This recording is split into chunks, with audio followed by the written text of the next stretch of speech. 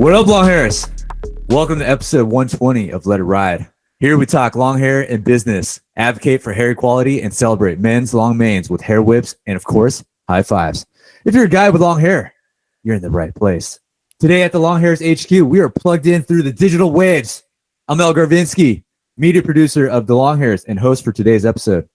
Our guest today is a long-haired, self-taught hybrid expert mastering the sciences of calisthenics and nutrition, delivered with a philosophical touch. His mission and goal is to help people cultivate long-term fitness and health with calisthenics. You may have seen his glorious flow and work featured in the New York Times, Insider, Newsweek, and more. He is the founder of Hybrid Calisthenics, a fitness brand and YouTube channel where their motto is, "You can." He's also a certified fitness trainer, philosopher, and entrepreneur. Joining us live via satellite from Arkansas, he is Hampton Liu. Yeah, training myself. Woo! Welcome to the show, man. Dude, don't worry, I got the horns and everything going on. Okay, cool. We got it. Coincidentally, I just want to throw this out there. Coincidentally, at the time of this recording, it is 120 as well, January 20th, and this episode is 120 right now. Nice. You can't get any more coincidental. So, getting right into it, dude. One of the things that caught my eye and why I started following your channel, you have an authenticity about your content where it's very inviting, where you try to get everybody to embrace fitness. You create it with open doors. And not only that, you provide the science for everybody in a digestible way. I like talking about this because this is one of those things where you don't really recognize some things about yourself until other people say it about you. And I'm not saying that other people's opinions solely define you, but I didn't really have this reputation or opinion of myself that I was nicer or even particularly nicer or more inviting than other people. So what I really did was I just started talking about fitness. It's something I enjoy and I want to talk about. Now, I don't want to exclude people, but that's not, for me, that's not a big hurdle to overcome. For me, it's just, this is how I would want to learn, which is I want the best for myself and I want the best for others. With others, they don't quite know me that well. So I'm just like, hey, I just want to talk about this. If I, and I don't want to be elitist about that. There are some people who just want to be yelled at. It's fine, right? So I mean, no, and I mean that in a good way. They want a coach that yells at them, but because they know that coach has their best interests. But for me, I just started talking. I never planned it out. This is how I want to learn. That's what motivates me. So that's really what shaped the branding so much. Where it's like, yeah, you can do this. Try it out. Going back to how you want for everyone else what you want for yourself. It actually takes me back to community. There's a little parallel with our brand. Okay, so that's interesting. So community used to be something I talked about a lot early on, probably because a lot of the inspirations I had as I started content creation. And I started noticing, I noticed I use it less nowadays. Like if I did an interview for like that everyone would see in the world in 2020, I just talk about community. It'd be nonstop. You guys would be bored about it. But it's become some like kind of a buzzword, I guess, where everyone's like, oh, let's build community. If you get into my content a little bit and you get, I don't really explicitly say it that often, but there's a vibe that I just want to help. And if I told people I'm not really here just to make money, I feel like people would believe me. However, early on, between like 2018 and 2020, that was when I was taking care of my mother a lot. I was taking care of her full time. It was 24/7. Right. She had a stroke in 2018 and I was her full-time caretaker. And I've told this story a few times before, but if any of you are ever in that situation, you go through some stages, and I hope none of you really go through it. It was transformative for me, but it was ultimately, I think it's fair to describe it as a traumatic experience. You go through some stages where it's like, well, this is my family and loved one. I want to do anything. I want them to have the best. I want to just chuck it all at them, whatever gives them the best chance. And you should absolutely do that. It's a good idea. However, after the adrenaline wears off a little bit, and this is like a period over weeks sometimes or months, you're like, some of this stuff is costing quite a bit. Okay, and I had to work from home. Like I graduated from college. By the way, I went to San Diego State for a while. Yeah, so nice. I went to college and I was gonna have this like business career or whatever. I don't know, but I couldn't do any of that really from home. And this was like 2018, 2019, where working from home wasn't as commonplace as it was after 2020, obviously from lockdown Right. and everything. So it really started as an idea of like me expressing some passions I had online. I had no idea of like content monetization, how it worked. You know, you can watch videos about it, but you don't really feel it until you actually do it. So I said, well, it was really from like, I need to find a way to make some money from home. And then doing some research on it, I was like, oh, looks like I can make content, and that would be a start. So I just started talking about something I was interested in. It could have been a lot of different things, but thankfully I settled on fitness and started expanding upon that from like physical fitness, mental fitness, and so on. And just to touch upon the topic we started with, it's a little bit of a different answer, I would say, if we honed in on that. But starting locally, I mean, has a different connotation online than it does in person, right? Like starting locally really would be like if I held classes here, and we did some Tai Chi classes, but that was my family's thing around here, separate from Hybrid Calisthenics. It has a different connotation in the sense that as you develop a community around your work, you know, whether it's a cult or a community, I really try to make it about other people, and helping other people. But you'll notice that you have your core, like nucleus, that really likes everything you do. Then there's like the casual listeners and so on and so forth. And I used to all be about like, well, you know what? I'm just going to serve like the 1,000, 10,000, however many people that really like my stuff, that would watch just about anything I do. If I said, hey, I have this new coffee brand, this is not yet out yet, so don't get too hyped. Okay, I have this coffee brand, it's really good, I worked really hard on it. It's like there's like protein, and like I like work with a scientist that could like we use a special kind of water that can reverse brain injury or something. That's awesome. And then like if I told you that and I was honest about it, people would buy me. Wow, that's great. I used to only want to serve them, but now I'm like, you know what? We can do different things that touch upon different people. And it used to be like a ripple effect. It's like I'll serve my core community. I'll be a good friend to them before looking for other friends. But now I'm like, I want to serve my core community. I also want to serve the people who don't really quite know everything about this yet. And I'm like, hey, I understand your hesitancy. Anytime someone said they just want to help, I'm like, yeah, sure.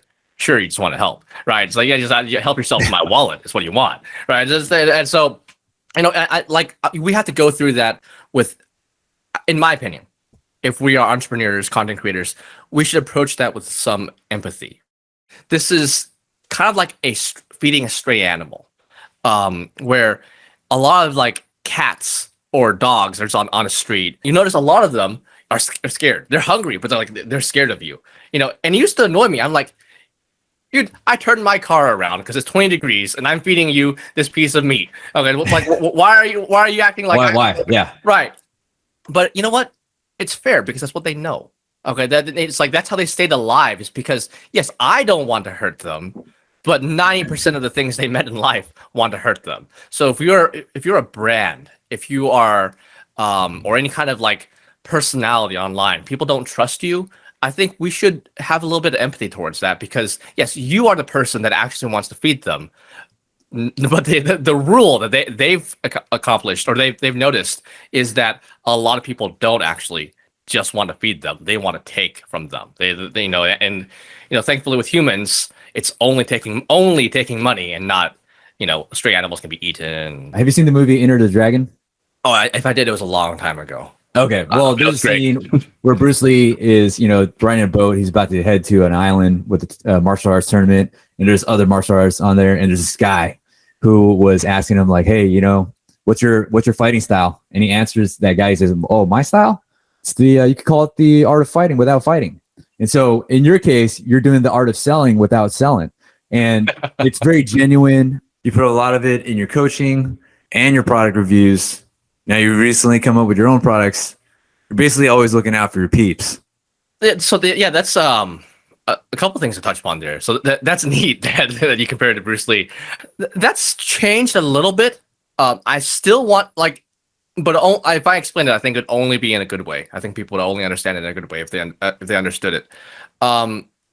Because I'm sure, as you know, as someone who's involved in a business, there are some ways you can go above and beyond with your products. No doubt. Right. And so it's interesting. So I sell fitness equipment, but that's almost like a thing it's on the side. And I had to come to this realization a while ago. This is, part of me being a younger businessman in the sense that business is relatively new. I was like, I'm running this like I'm a fitness equipment business, which I might have thought that's how Hybrid Calisthenics would be. But like, who in the community thinks like, oh yeah, he's the guy who sells fitness equipment? No, like it is like he's the guy who does the videos, he does the guy who does information. So we're helping people on a journey, who want to be on fitness if they want, right? So because some people are just there, just to hang out. I did a survey in our community a while ago, and there were two options. It's like, are you here for fitness or are you here just to hang out? And two options were fitness, yeah. And the second part was I came because I thought they were free chicken nuggets, and it was 50-50. Okay, so it was 50-50. So like 50 people were only there for free chicken nuggets. So whatever. They were there, man. They were there. Right. So that's when I started. Like, I recently we're publishing a book, and I'm really excited about that. And I realized I was more excited about these things than I was about things like gym rings, and because those were good, and I was like, yeah, I don't want gimmicky products. I don't want, and I want to offer affordable products, high quality. But while I'm still interested in that, and I think it's a valuable service, at some point I wanted to create something that was really cool, right? It was like, yeah, like you see the gym rings, like I went through, like I spent a lot of money looking for the best manufacturer. I'm like, I want to tweak the width of it. That's cool. It's still a wooden circle. Okay, it's a wooden circle. Okay, and if there was a way to better improve it that I thought was worth it, I would try that. And I am phrasing it carefully because I don't want anyone to get the wrong idea. Because I thrive better, as you may have noticed, with conversations where people can be like, well, what do you mean by this? I'm like, sorry, I was unclear there. This is what I meant. But it was really, I still like fitness products, but it just got to the point where, finding and honing simple products was, I was like, I want to create something that's like information based. I was like, we can do it like an app. We can do a book. We'll still do fitness products. We'll still make like, if pull-up bars are like, if I can't find a good one, then I'll consider making one. If I can find a good design, I'm like, yeah, make this, go to manufacturer, just tweak it a little bit. And they're like, okay, cool. And that's often all like for some fitness products, that's all you need. You can really like reinvent the wheel. But for some, that's all you need. But while that's cool, I really wanted to do something where it was creative. I was like, you know what if we make like a really like, so with the magic of technology and AI and all of that around, how can we put that into an app that people would like? By the way, the app isn't even out. So like if anyone's listening to this, like, he's going to sell me an app. It's not even out. Okay. So nothing to buy. Okay. So just, you're really building the tension here. There's a lot of like not coming out products. Like we got a book, I believe, right? And then I can show you the book right now. Dude, super exciting. Right. So like this is the book. Actually, see, I don't do a lot of podcasts nowadays. I used to do a lot more, but I love to do them. I love chatting with people and networking, and just connecting with people and listening to their stories. But I don't have as much time anymore. And today's the day where actually I was going to pre-launch this. I was going to send out an email, and when you said, yeah, we can do something on Friday, I'm like, I got time before I do that. I got time before I send the email. So perfect time and place to reveal the book. So we're touching a little bit upon business here. So really, here's the simple way to look at it. It's really identifying the people who watch my content and are part of our community and part of our audience. It's like, what can I do to help that person? Okay, because there's a little bit of a disconnect, because if I had heard this early on, I would have had some questions about it. But after you reach a certain point in business, not that I'm very big at all, after you reach a certain point, it's less about like, I need to do this to make money, and more about how do I want to do that, right? Money is important in the sense that you need to pay your bill. It's stressful not to be able to pay your bills. That's why it's stressful to do that. So yeah, 100%. But it's gotten to a point to where it's just like, we can make money in many different ways. Right, we can sell courses. We can I can do like training things. Like there are a lot of different things. 100%. 100%. And I'm very blessed to be able to do that. I'm, thank you so much, to everyone. But it's like, what can I do to actually help someone along the way? Right? It's just providing for one person. That's cool. Providing for a family. That's even better. But for providing for a lot of people on this journey, that's really what I'm sculpting right now. And it took me a while to be okay with the idea of like, some things I need to grow the business in order to build. Right. If I want to spend $500,000 developing this like really advanced web app, okay, it's hard to do that making minimum wage or whatever, right? There are some That's things right. like we have to grow the company, but grow it in a way that makes everyone happy. One of the things that you said about selling without selling, one of the biggest compliments I ever get, people aren't even aware of, is Hampton, please sell something. And I'm like, yes, thank you, because I do sell stuff, but they're not even aware of it, And I'm very happy with that because it means I have targeted it enough to where only people who want it have heard about it and got it. Okay, and other people, they enjoy the free stuff. It's like, so there you go. And people sometimes are guilty. They're like, well, I got all this stuff for free. I'm like, you're welcome to stay. You're welcome to stay. Yeah. It's only here if you need to. It's only here because some people don't even need me. Some people are, they're happy with their fitness plan. They're happy with their mind. They're happy with everything. Even if they like me as a person, I have some good friends who don't even watch my content. They're just like, yeah, I have the good for you. But just, they don't need me. So, so that's totally fine. But if you're here, I want to be able to provide you something. If it's something I can do for free, that's something I've learned is that there are some things you can give out pretty much for free, or it's like ad run, and people don't even know that it's making money. I love that stuff because it also grows the company. And there's some stuff that's a little bit harder. So in your content, besides having calisthenics material, you also touch upon mental health topics. Is that the reason why you call your brand Hybrid Calisthenics? So it's interesting because after you have a name, you can spin it in many different ways. I think sometimes like a musician will write a song. And yes. Like, what's it about? And they're like, yes, because it's whatever you want it to be about. So Hybrid Calisthenics, originally, I gotta say, the reason I picked that name in particular, there's different reasons. The strongest driving reason was because the domain name wasn't taken. Okay, snap! Right, because it wasn't. Because I at the time I was like, well, I want like body, like it was gonna be a blog, so I was like bodyweightfitness.com. That'd be the perfect one. Nowadays, I'm like, I would give that out. So I decided, and I mean, no, if you own bodyweightfitness.com, and I'm sure someone does, that's fine. It's not what I would want because I want something that it's a little bit different, and that was something to where it's like I thought Apple didn't really have a significance to technology, and now it's one of the biggest words you can associate with technology. Absolutely. Right. So it's the brand is whatever you give it. So I might as well use something that wasn't taken. Looking back, I probably would have picked something even more unique, just because something like this, I had to like my own word. But as far as mixing into mental health stuff, it's just like how people said that I seemed nice. I'm like, oh, that's cool. I didn't know. I didn't. I didn't really think about that. I just made videos about things I wanted to talk about. Right. So I mean, my focus has shifted and honed and not narrowed, but I'm a little bit more clear on it now. So like content won't be as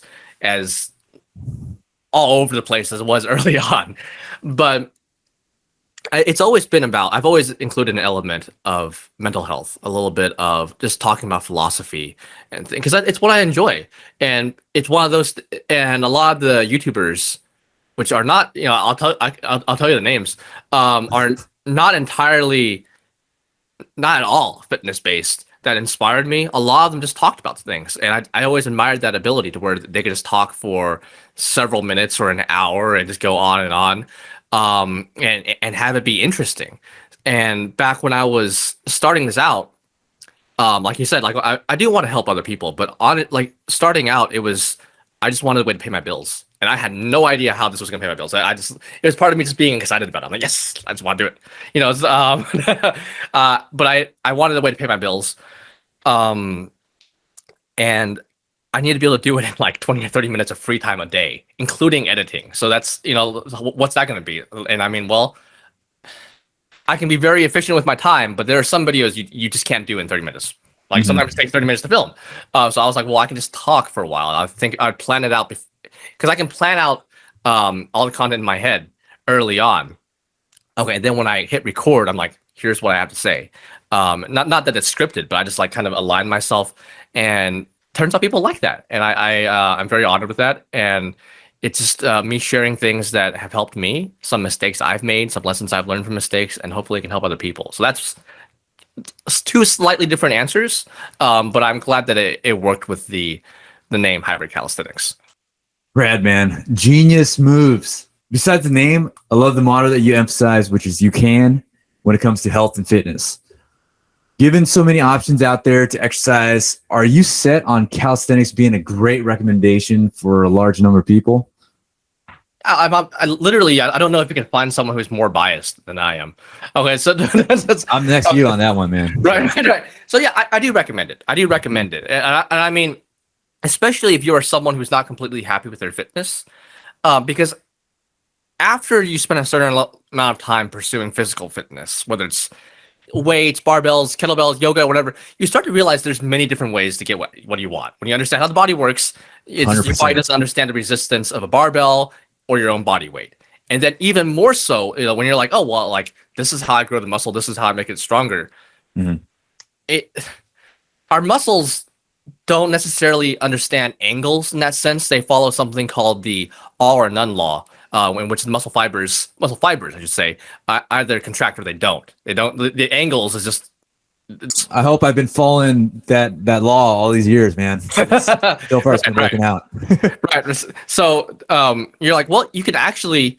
All you need is suitable resistance. So you can twist your body, like it's something like an arm. There you could bend your body in different ways to where, there's a little bit more resistance here, and it's enough. And I don't know if there's a person on Earth who is beyond that, because there are some push-up variations that nobody on Earth can do, or I should say, I haven't seen on the video yet. So like that, and I mean, like if you want to say, well, what about pure pushing strength? Wouldn't barbell bench pressing be better? I mean, if you want to bench press, there's slightly different skills. So all of that is to say that I would recommend it, at least trying it. Getting up to, I'm just debating whether or not to add some like general standards. Like it'd be cool if I could get everyone up to like 20 push-ups or like 20 leg raises, 50 squats or something. And I'm hesitant because some people are in different situations. Some people might have some kind of autoimmune disease to where they can't do that. I don't want to be like, well, you're below standard. So it's not that. But I also recognize that some people, they want something to shoot for. It's like, oh, this is like, if I call it like the hybrid standard or something, hybrid, normal person, and I think just building up to the body weight basics and not really overthinking of like what's optimal, of like, oh, if I went to the gym and did this and ate exactly this way for the rest of my life, which you're not going to do for the rest of your life. Everyone changes. I shouldn't say evolving, adapting. Yeah, yes. You might be one of the very, very rare people who stick to the exact fitness routine and never change for the rest of your life. Mazel tov. That's actually the situation that I'm in, except for I like to add some variance in my routines so that my body gets some challenges. Now, prior to watching your content, I've never heard of progressive calisthenics. It sounds pretty straightforward, but it also sounds like it's on the next level. Progressive calisthenics. Can you walk us through that idea? Okay, so progressive calisthenics is just the idea that there are ways to progress and regress different exercises. Yes. Body weight exercises in this case. If I were writing a textbook, I don't know if that would be the definition, but that's how I'm describing it right now. So just to give a very concrete example, you think of a push-up, possibly the world's most famous exercise. Okay, so like you think of a push-up, everyone has that in their mind, whether it's feet apart, feet together, whatever. You basically have an idea of how a push-up looks. And progressive calisthenics breaks that down and say, well, there's actually many different types of push-ups. Some are very easy. Some are relatively difficult. So like the wall push-up, doing a push-up against a wall, some people might consider it too easy, whereas people are like, oh, that's a great place to start. And then like harder variation would be like one-arm push-up, weighted one-arm push-up. And if you adjust just the position of your hands, you can make it very, very, very difficult. No doubt. So that's the idea of progressive calisthenics.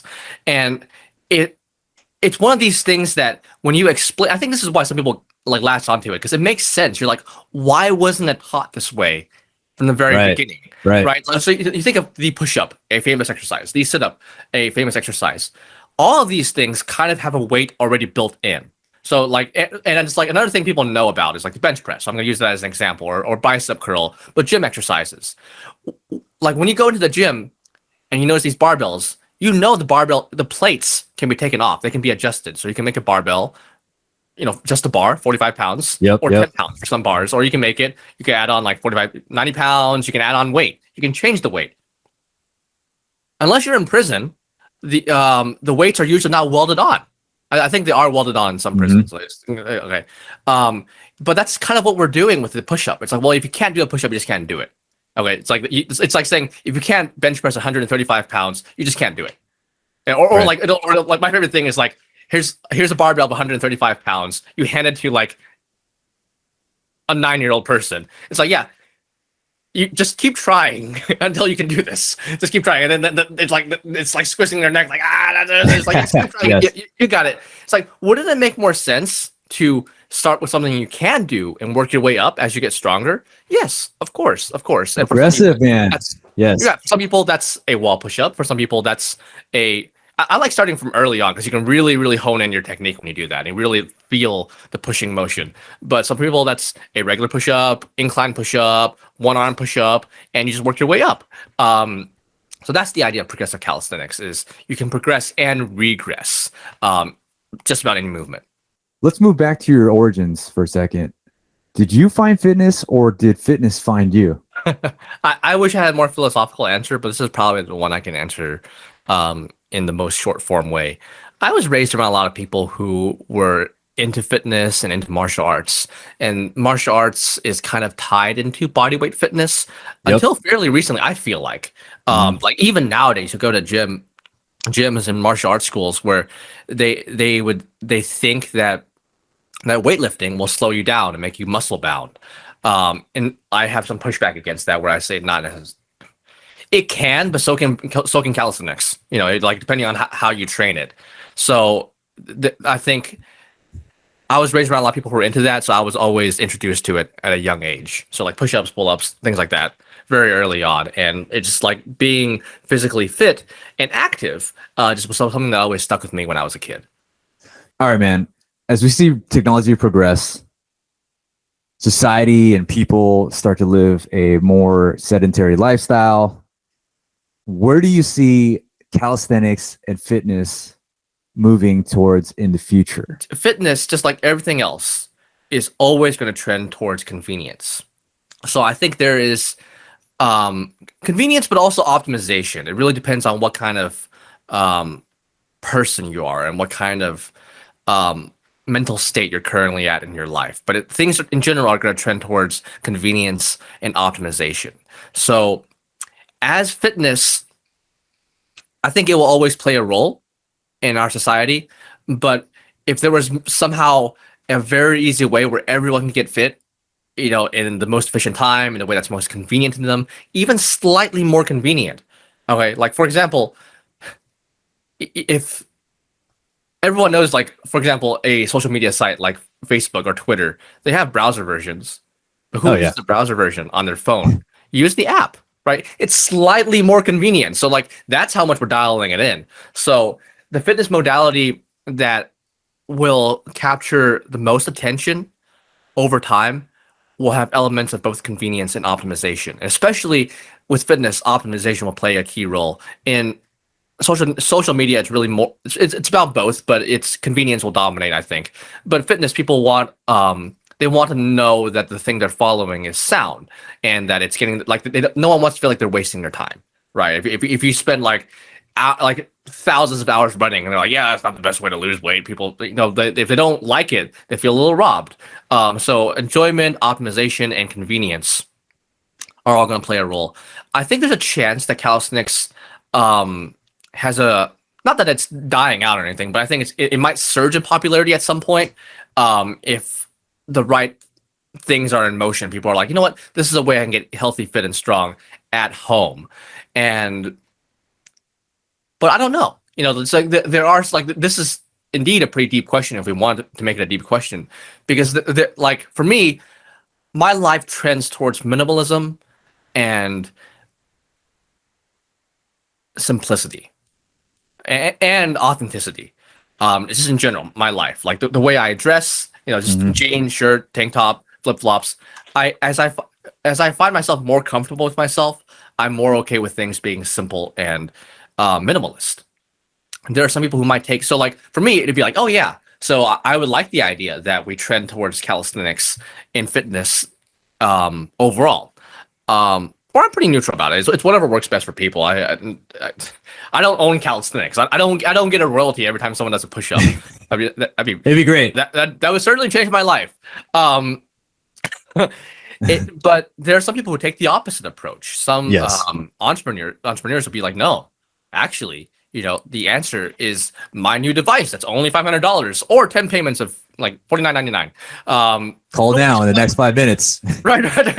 Well, and even that, like I say that almost a little bit mockingly, but I don't want to make fun of it. Like they have the right to sell that. Sometimes it's a good product. Like oftentimes it's a good product.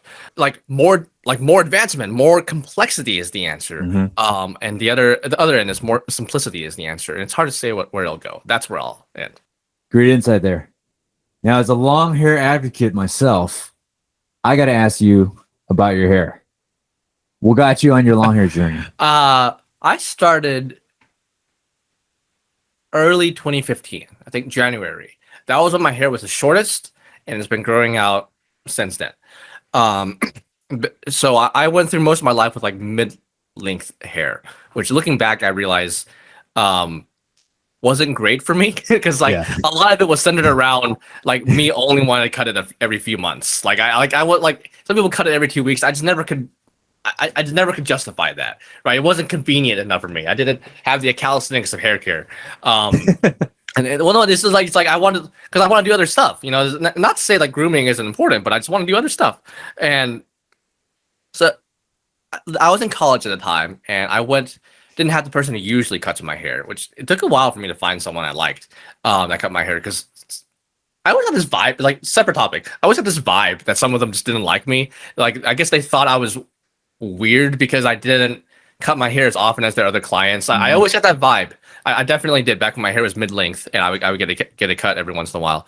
But it was a new person, and it was this young college girl, and she was really excited. She's like, "Oh yeah, I'm gonna cut your hair. It's gonna look so good." I'm like, "Okay, so this is what I usually do."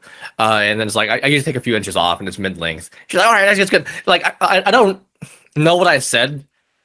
And and this is early 2015, so if she's out there, she reaches out. I like to say hi to her, but she just like, I don't know if she just didn't hear it or what, but she went, and I wasn't bald. Okay, dude. But my hair was about like half an inch on the sides, and like she left a little bit on longer on top. That was a trend back then. I think it still kind of is, but back then it was like really a trend to have like short on the sides and long on the top. And I was like, huh, okay, and I'm not someone who gets upset at my service. I don't like doing it unless it's like really bothering me. So I was like, she was just really excited. She's like, "Oh, this is gonna look so good. It's gonna look so good." I'm like, well, she's excited. So I was like, "Go ahead, carry on." And it was pretty short. It was pretty short for a while. And that's around the time where my friend and I wanted to do some music together. And so he was my friend and producer, and we were going to record a couple albums and sell it. And translate some songs to Chinese and actually sell it overseas. Which nowadays, if I did that, I feel like it would at least get some attention, and it'd be a lot of fun. We'll have to look into that. But I prefer singing in English. I prefer English songs personally, because I grew up in America.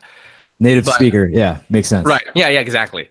And he said you should grow out your hair because it's like he came from like 70s, 80s culture to where it's like musicians grew out their hair. I was like. And at the time, I was like, I always wanted a point in my life where I grew out my hair. I just wanted to experiment with it, at least for a little while. So I was like, absolutely. All right, okay. And he said, it'll make you more unique. And I'm like, all right, we'll do it. Authenticity right there, man. Right. Well, I mean, at the time, I don't know if it was more like experimentation. But I started growing it out. My hair grows pretty quickly. So in 2016, when I did a study abroad in Germany, it was around the time where it was getting longer than it usually was, but it not enough to where I can always tie it back easily. So I had to wear hats and stuff. But we can fast forward a few years. I didn't end up doing music for a living. I still really like music, but it's not something I'm living right now. And I have long hair, and because I started doing content around the time I had long hair, I think it's become associated with my brand a little bit.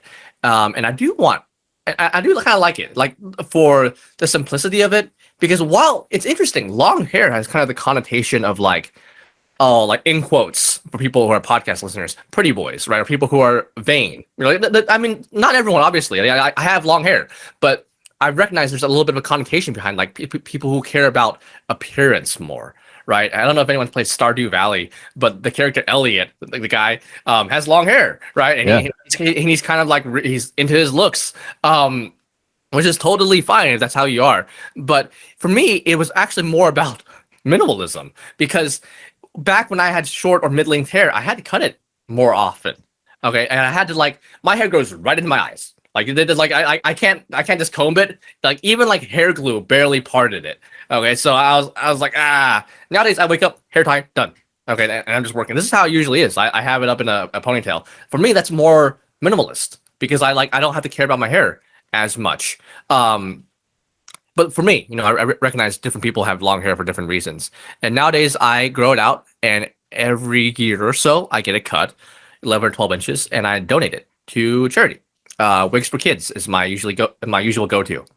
Speaking of charity and hair donation, have you heard of the Great Cut? I have not. Tell me about it. It's a massive charity haircutting event benefiting children with hair loss. Okay. In 2019, we set a record for the most hair donated in 24 hours. And so, Nice. so the next one is coming up real soon in 2024. We don't expect you to be there, but we are extending our invite to you. Send me info on that, and we'll see. All right. Where else can we find you if we haven't seen you through every nook and cranny on these internet streets? Whatever social media, I try to be whatever is most convenient for people. That's where I'm. Yeah. That's why I try to be everywhere, including Pinterest. Right? It's like probably Hybrid Calisthenics. If you type it in Google, you don't have to spell it correctly. It'll autocorrect you. It's on pretty much any social media platform. Most notably YouTube, probably. Just I posted my content in a lot of places. YouTube seems to have gotten slightly more traction, possibly because of the culture there of like comedy mixed with fitness, mixed with self-improvement. So there's that. I have a podcast, which it used to just be called the Hybrid Calisthenics Podcast. But I'm rebranding Coffee with Hampton, which it's been known as for a while, like even just like an AKA. So that's where I'll be talking and expanding more in 2023 and beyond about topics of self-improvement and just mental stuff. Like as we navigate through life, how we can approach things like forgiveness or reconciling anger, or even things like making friends. So these are different topics I like to talk about while I drink a cup of coffee. And I like to imagine some people are drinking coffee or their beverage of choice on the other end. So that's that. Hybrid Calisthenics and Coffee with Hampton. That's where I'm usually at, and I hope to be there for a while. Coffee is on the hybrid train.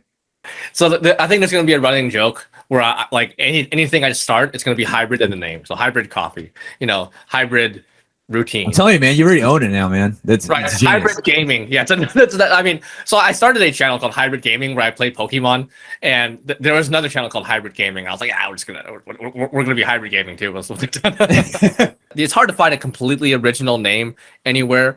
But for example, I was looking into the term hybrid nation for a while, and at the time we were getting some social media traction, so we could have owned that, but I think a clothing company wanted it, so I was like, we'll change it to something else, and this ended up not being something I used anyway, so it's all right. Wow, great, magnificent show today, brother.